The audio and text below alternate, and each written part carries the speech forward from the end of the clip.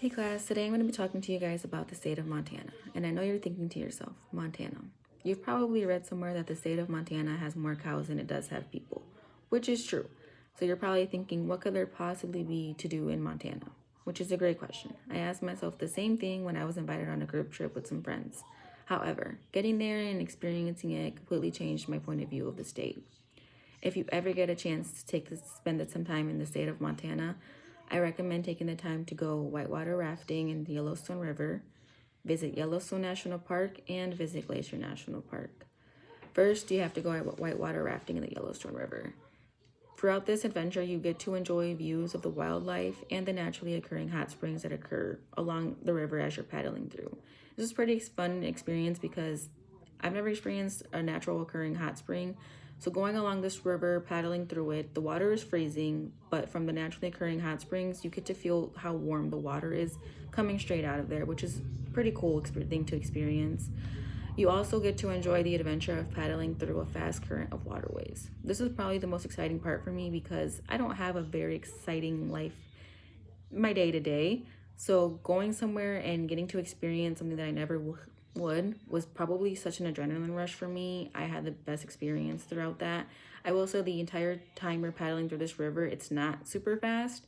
There are some areas where it is pretty calm, and that goes to my next point. You get the option to jump in the river, and I chose to opt out of this mainly because I can't swim, and again, the water is freezing, but you do get the option to do that. And I can imagine the Yellowstone River flows from the Grand Canyon of Yellowstone, which I can imagine all the history that there is attached to it. So I think it's a great opportunity if you dare. Next, you have to visit the Yellowstone National Park. At Yellowstone National Park, there are so many things to see. However, I recommend you see at least Old Faithful Geyser.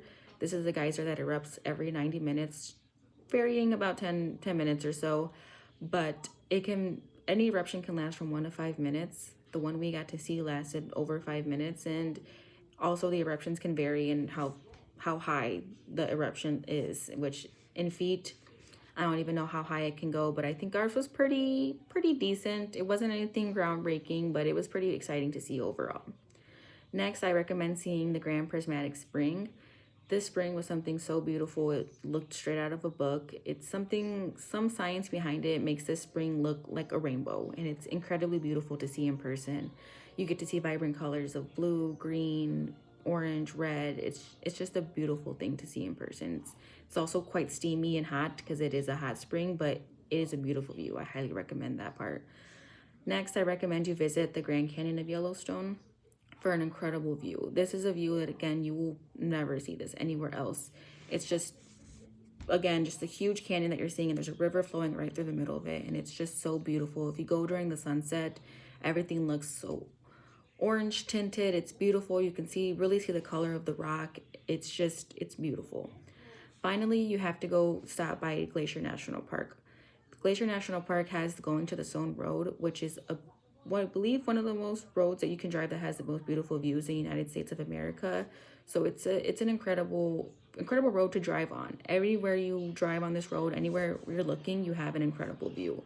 I will say you're on a mountain, on the side of a mountain, quite literally on a cliff as you're driving through this. So it's a little bit scary, but the view is incredible, and it's something that I recommend. Along this Glacier National Park, also, you have the option to take some hikes, and I recommend hiking the Avalanche Lake hike. This is a hike that once you get to the end, it's, I believe, a 3-mile hike, a little bit over a 3-mile hike, I believe. But once you get to the end, you get to see a beautiful lake with the mountain in the background. You can see the runoff coming from the top of the mountain, and this is glacier runoff, which is the lake water. So it's incredibly beautiful. It's so fresh water. I recommend taking a dip in it, and by dip I mean just your feet because it's freezing glacier water, but it's still a beautiful thing to experience.